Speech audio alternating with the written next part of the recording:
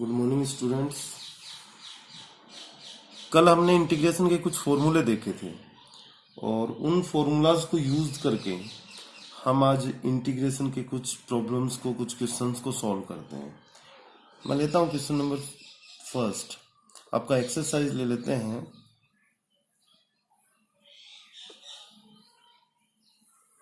Nine point one Rajasthan board की book जो है उसका 9.1 एक्सरसाइज हमने लिया। इसका क्वेश्चन नंबर फर्स्ट देखते हैं। फर्स्ट दे रखा है integration, find the integration of 3x² का रूट।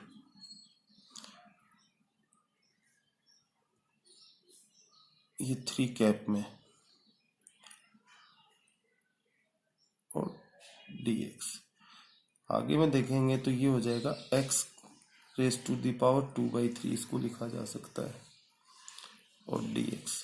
अब आपका फॉर्मूला जो है x⁻n dx, इसको इंटीग्रेट करने का फॉर्मूला कैसे, x⁻n और dx को कैसे लिखेंगे इंटीग्रेशन इसका, x⁻n+1, पावर में 1 ऐड करेंगे और उसी पावर से डिवाइड कर देंगे +c। ये फॉर्मूला अपन ने देखा। इस फॉर्मूले से इसको फाइंड करेंगे इसका इंटीग्रेशन। तो इंटीग्रेशन x⁻2/3+1 अपॉन 2/3+1 और +c इक्वल टू, इंटीग्रेशन आपका हो जाएगा ये 5/3, तो ये 3/5 आपका हो जाएगा अपोजिट होके, और x⁻5/3+c इज आंसर। इसका इंटीग्रेशन ये इस तरह से फाइंड आउट हुआ। अगला सेकेंड जो दे रखा है वो दे रखा है इंटीग्रेशन ऑफ e⁻3x और dx। देखिए ये इंटीग्रेशन बाय सब्स्टिट्यूशन, प्रतिस्थापन विधि द्वारा इसका अवकलन किया जाता है। मैं आपको बता दूं, आपने देखा था integration of e⁻x dx equal to कितना हो जाता है, e⁻x, e⁻x ही हो जाता है, e⁻x का। ये आपने फॉर्मूला पढ़ा हुआ है। अब कुछ बातें मैं देखना चाहता हूं कि अगर यहीं पर मैं कहूं e⁻ax+b, a और b क्या है, कांस्टेंट, तो इस इंटीग्रेशन को सॉल्व करने का मेथड देखिएगा। लेट माना t=ax+b, ऐसा मैंने क्यों माना, देखिए e के ऊपर पावर कितनी है, ax+b। अगर e की पावर x होती तो e⁻x का इंटीग्रेशन e⁻x हो जाता। तो e⁻x मतलब e⁻x तो नहीं हो सकती, लेकिन e⁻t हो जाए और ये dx की जगह dt हो जाए, तो e⁻t बात तो वही है, e⁻t हो जाएगा इसका इंटीग्रेशन। तो मैं इसको t लेट कर लेता हूँ। t लेट करके इसको डिफ्रेंशिएट करते हैं, किसके रेस्पेक्ट में, चाहे t के रेस्पेक्ट में कर दो, चाहे x के रेस्पेक्ट में कर दो। चलो t के रेस्पेक्ट में करते हैं, तो ये कितना हो जाएगा, इसका हो जाएगा x के रेस्पेक्ट में करेंगे तो dt/dx, किसी के भी रेस्पेक्ट में कर दो, t का x के रेस्पेक्ट में डिफरेंशिएशन dt/dx, और यहां हो जाएगा a। b कांस्टेंट है, इसका हो जाएगा 0, a का कोफिशिएंट आ जाएगा। इसको इंप्लाइज दैट करके dx उधर मल्टीप्लाई करूं तो dt इक्वल टू क्या आएगा, a इंटू dx, और इंप्लाइज दैट a को इधर ले आऊं तो dt/a इक्वल टू क्या हो जाएगा, dx। तो dx की वैल्यू कितनी आ गई स्टूडेंट्स, dt/a। जब t इक्वल टू ये आपने लेट किया तो आपका dx कितना हो जाता है, dt/a। किस मेथड से, आपने x के रेस्पेक्ट में क्या कर दिया, डिफरेंशिएशन कर दिया इस फंक्शन का, और कुछ नहीं किया।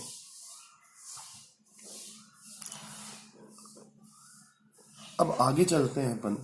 यहीं पर एक बात और ध्यान में रखने वाली है, तो यहां पर जरूरी नहीं आप x के रेस्पेक्ट में करो, इसको यहीं पर और आगे बात को बढ़ाते हैं। मान लो इस डिफरेंशिएशन को मैं यहां पर t के रेस्पेक्ट में करता, चलिए करके देखते हैं क्या होता है। t का डिफरेंशिएशन करिए t के रेस्पेक्ट में, x का x के रेस्पेक्ट में 1, तो t का t के रेस्पेक्ट में कितना आएगा स्टूडेंट, 1। किसके रेस्पेक्ट में कर रहे हैं? टी के रेस्पेक्ट में। अच्छा, ए कोफिशिएंट है एक्स का टी के रेस्पेक्ट में dx बाई dt, और बी का टी के बी इज कांस्टेंट, देन 0 हुआ। अब dt इधर ले आऊं और a इसके नीचे ले जाऊं तो वही प्राप्त होगा, dt upon a equal to dx। तो यहां पर भी आपको वही मिला और पीछे भी आपको वही सेम वैल्यूज मिलेंगे, चाहे आप t के रेस्पेक्ट में कर दें यहां पर, चाहे आप x के रेस्पेक्ट में कर दें, ये आपके ऊपर डिपेंड करता है आप कैसे करते हैं। और इसको सीधे लिखने की सही विधि एक और देखिएगा, इसी को मैं लेफ्ट साइड में t का फंक्शन है, राइट साइड में x का फंक्शन है, लेफ्ट साइड में t की जगह क्या लिख दूं मैं, t का करिएगा डिफरेंशिएशन, t का क्या होता है 1, और t की साइड में तो dt लिख दीजिए। अच्छा, राइट साइड में ax प्लस बी का डिफरेंशिएशन x के रेस्पेक्ट में, इधर t के रेस्पेक्ट में किया, राइट साइड में x के रेस्पेक्ट में किया, तो कितना आ जाएगा a। लेकिन जहां जिस साइड में x के रेस्पेक्ट में किया है वहां मल्टीप्लाई में dx लिख दीजिए। तो 3 तरीके हो गए, और यहां से भी आपको मिलेगा dt upon a equal to dx। इस बात को अच्छे से समझ लेना स्टूडेंट। देखिए, आप लेफ्ट साइड में t के रेस्पेक्ट में करते हैं, राइट साइड में x के रेस्पेक्ट में करते हैं, और लेफ्ट साइड में dt से मल्टीप्लाई कर देते हैं, राइट साइड में dx से मल्टीप्लाई करते हैं। एक तो ये तरीका हुआ। एक तरीका आपका क्या है कि आपने किसके रेस्पेक्ट में, t के रेस्पेक्ट में पूरे फंक्शन को डिफरेंशिएट कर दिया, तो t के रेस्पेक्ट में 1 आया, और इस तरह से राइट साइड में भी फिर t के रेस्पेक्ट में ही करना पड़ेगा। अच्छा, बोथ साइड आपने x के रेस्पेक्ट में किया तो आपका, लेकिन तीनों तरीकों से आपकी वैल्यू क्या आएंगी? सेम। अपना टारगेट था dx की वैल्यू निकालना, क्योंकि अब x का फंक्शन नहीं रहा, e की पावर t रख दिया अपन ने। क्यों? इसको अपन ने लेट किया t, तो e की पावर t हो गया, तो dx भी किस में कन्वर्ट करना पड़ेगा? dt में। तो dx को dt में कन्वर्ट करने के लिए dx की जो वैल्यू है t की फॉर्म में आपको फाइंड आउट करनी पड़ेगी, तभी उसका क्वेश्चन हो पाएगा। आगे देखिएगा, इंटीग्रेशन स्टूडेंट आपका बदल के हो जाएगा e raise to the power t, क्योंकि ax प्लस b को तो t लेट कर दिया था आपने, और जब आपने इसको t लेट किया तो dx क्या बन गया आपका? dx बन गया dt अपॉन a। तो ये लीजिए, dx की जगह dt अपॉन a। थोड़ा सा आगे रखूं तो कांस्टेंट इस ऑपरेटर से बाहर आ जाते हैं स्टूडेंट, तो 1 अपॉन a बाहर कॉमन, कांस्टेंट मल्टीप्लाई में हो, डिवाइड कर रहे हो, इनको बाहर कॉमन निकाला जा सकता है, e raise to the power t dt। अब ये बिल्कुल वैसा ही हो गया जैसा कि देखिए ऊपर क्या था, e raise to the power x dx का क्या हो गया? e की पावर x। तो यहां पर भी आप ये नीचे देखिए आपका जो लिखा हुआ है, ये इसमें भी e की पावर t, और ये dt कितना हो जाएगा? e की पावर t। तो 1 अपॉन a e की power t plus c is the integration of the function. t की वैल्यू रख देंगे स्टूडेंट 1 अपॉन a e की पावर t की जगह कितना आपका था? ax प्लस b और प्लस c। तो ये आपका आंसर। फर्क क्या पड़ा? फर्क क्या पड़ा? कोई फर्क नहीं पड़ा, सिर्फ वैसे के वैसे आपने मन में भी e की पावर t लेट कर लेते तो x के कोफिशिएंट से डिवाइड हुआ है आंसर आपका। किससे? x का कोफिशिएंट कौन है? a से डिवाइड हुआ है। तो यहां पर देखिए आपका जो क्वेश्चन है वो है integration of e raise to the power 3x और dx। तो 3x प्लस 0, a की जगह 3, a x plus b, b की जगह 0, बात तो वही है। करना क्या होगा? आंसर क्या आएगा बताइए? e की पावर 3x का e की पावर 3x, लेकिन 3 से डिवाइड करना पड़ेगा, 1 अपॉन 3 और प्लस c। क्यों? क्योंकि x के कोफिशिएंट से डिवाइड किया जाता है अगर आप इसको मन में t लेट कर लेते हैं। तो कुछ फॉर्मूले में आपको इस तरह के और बना देना चाहूंगा, और वो फॉर्मूले देखिए किस तरह से बनेंगे।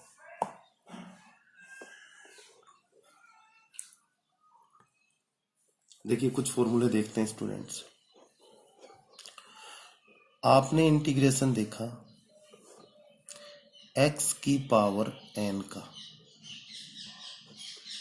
x की पावर n का जब आप इंटीग्रेशन देखते हैं तो आप कहते हैं x raise to the power n plus 1 upon n plus 1। ठीक है, बिल्कुल सही है। मैं अब आपको इसी का एक फॉर्मूला और बनाना चाहता हूं।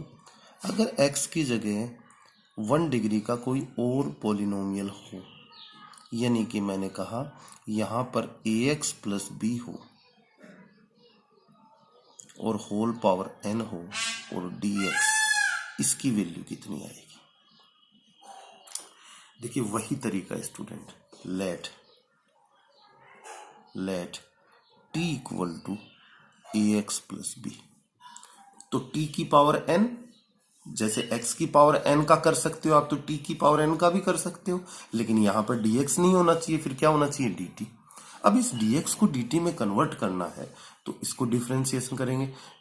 3 मेथड आपको बताएं, अब जो इजी वाला है वो फॉलो करेंगे स्टूडेंट। मैंने लेफ्ट साइड में t से डिफरेंशिएट किया, राइट साइड में x से डिफरेंशिएट किया, और डिफरेंशिएट करके लेफ्ट साइड में तो dt से मल्टीप्लाई करूंगा और राइट साइड में dx से मल्टीप्लाई करूंगा। सबसे आसान तरीका होता है। देखिए इंप्लाइज दैट, करिए डिफरेंशिएशन t के रेस्पेक्ट में 1, t का t के रेस्पेक्ट में इक्वल, अच्छा 1 के बाद में dt मल्टीप्लाई कर देंगे।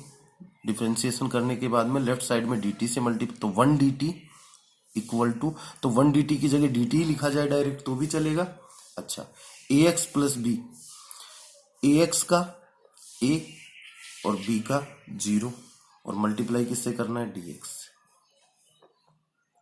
तो हम dt इक्वल, तो यहां पर dx की वैल्यू निकालेंगे तो कितनी हो जाएगी?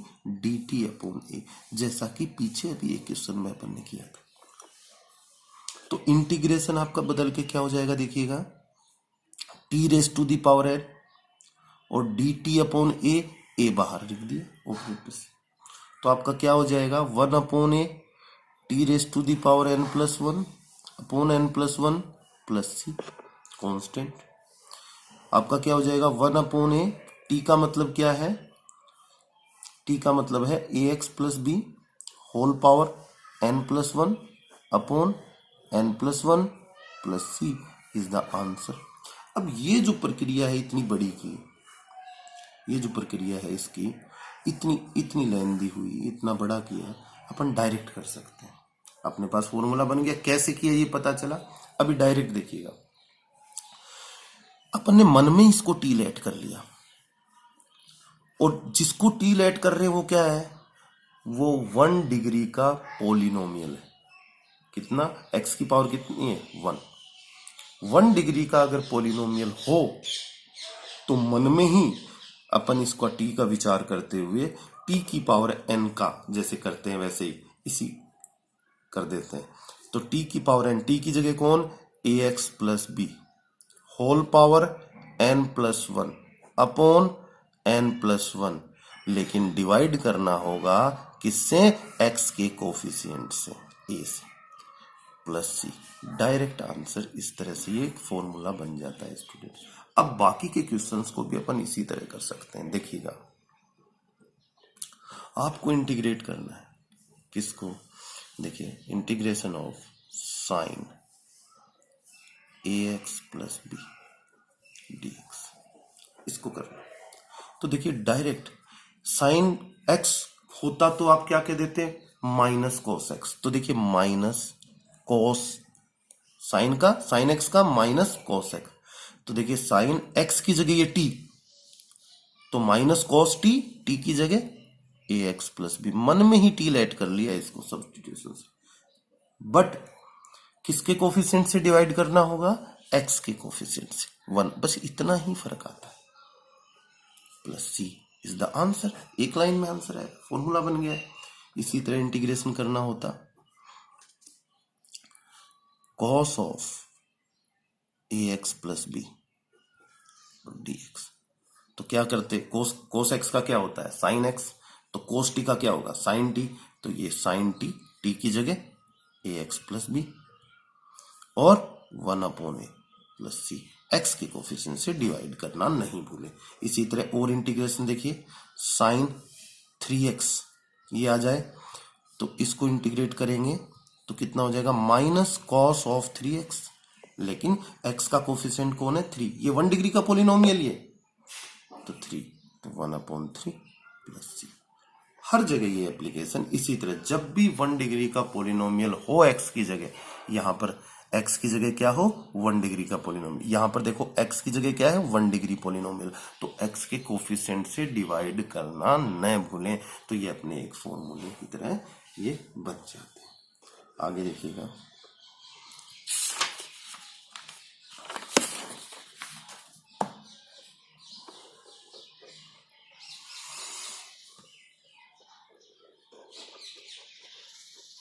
क्वेश्चन नंबर 3 दिया हुआ है integration of 1/2 raise to the power x dx। A की पावर x dx का ए की power x upon log a, तो कितना हो जाएगा ए की जगह 1/2 यानी कि 1/2 raise to the power x upon log a।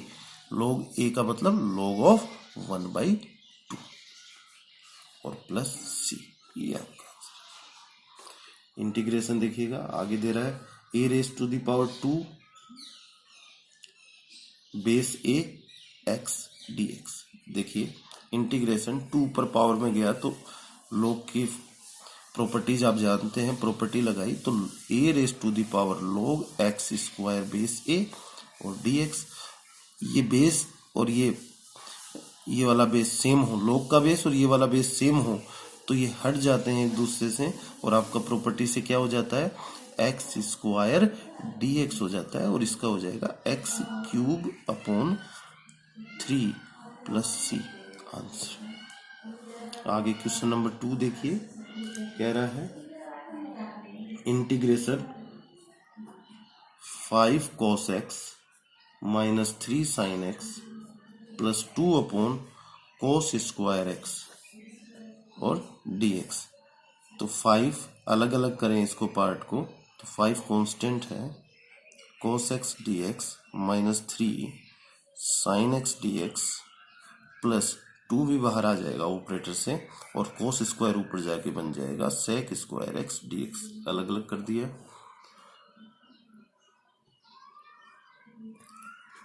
ये हो जाएगा आपका 5 cos x का क्या हो जाएगा बच्चे sin x माइनस 3 साइन का कितना हो जाएगा माइनस cos x और प्लस 2 sec स्क्वायर x का क्या हो जाएगा tan x plus c is the answer.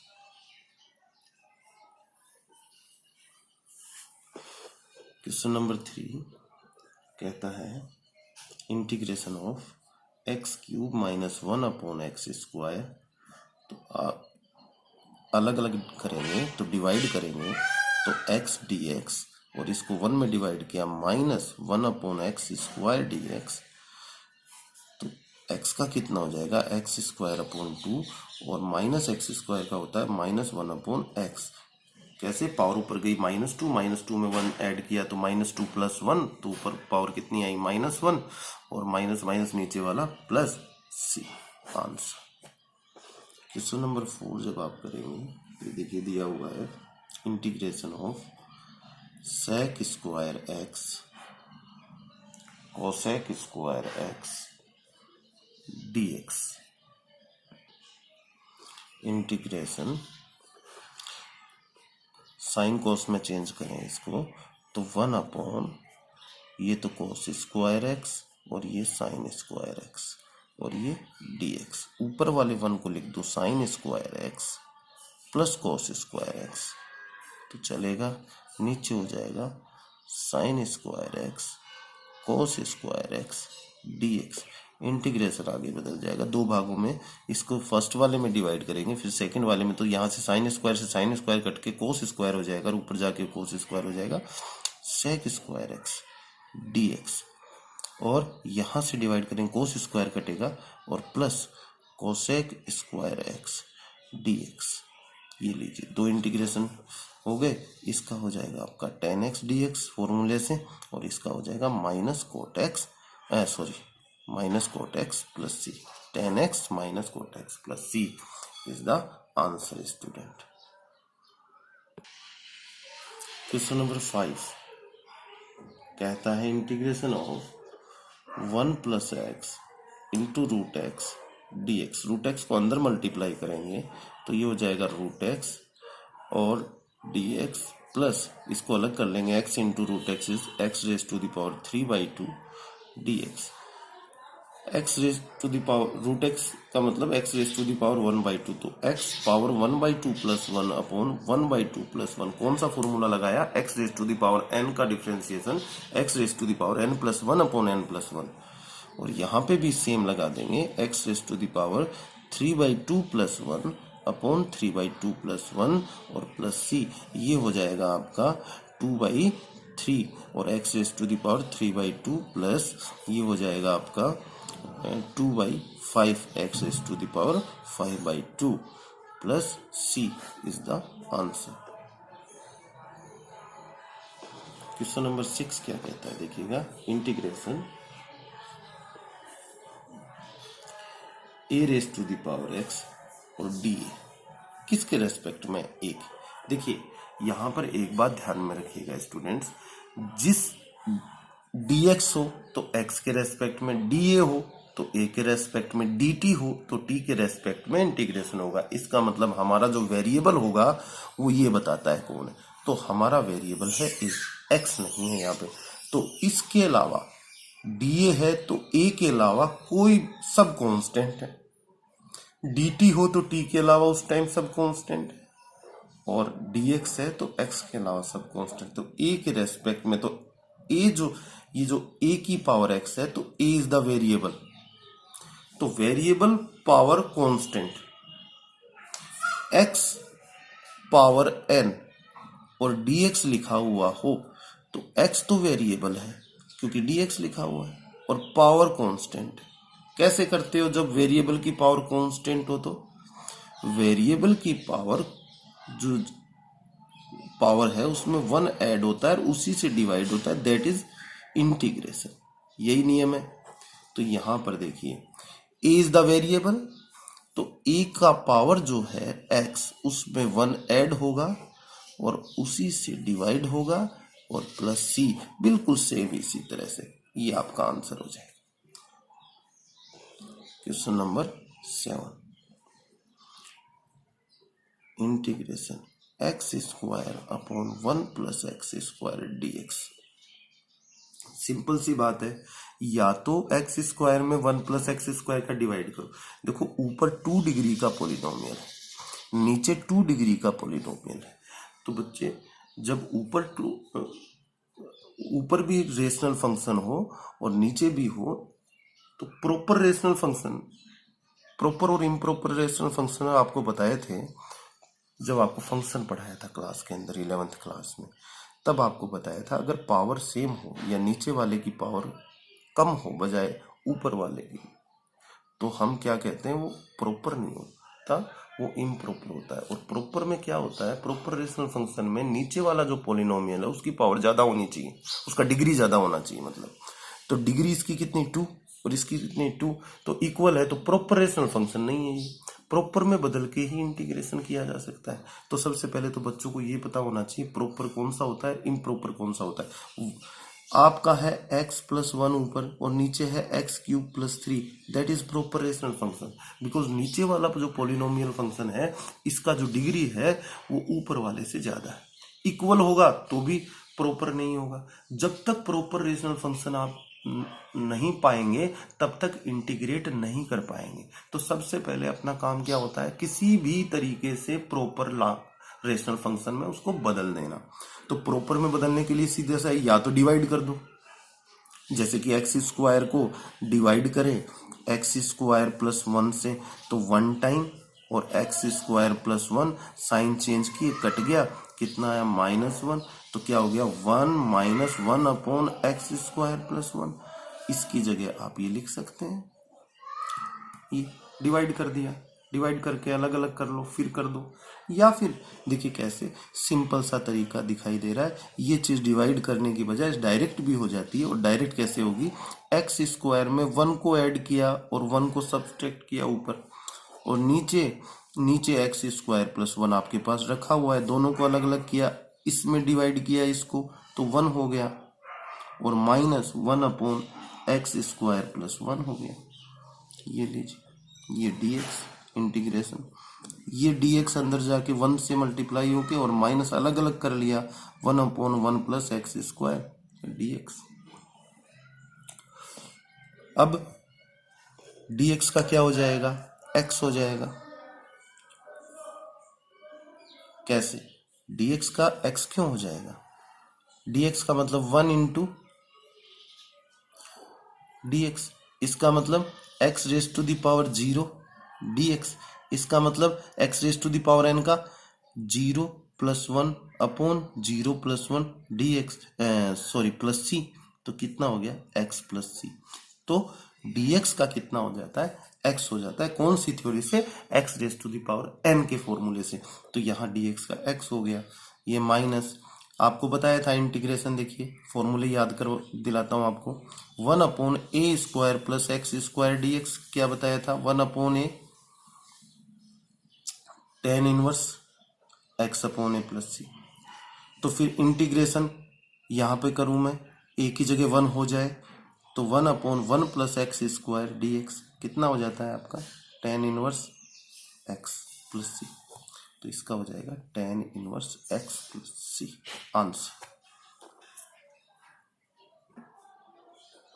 आगे देखिए इंटीग्रेशन, अगला क्वेश्चन जो है दे रखा है cos square x upon 1 plus sine x D x. Trigonometry के फॉर्मूले अगर आपको अच्छे से आते हैं तो आप कर सकते हैं। कॉस स्क्वायर एक्स तो हो जाता है 1 minus sine square x, 1 plus sine x और डी एक्स।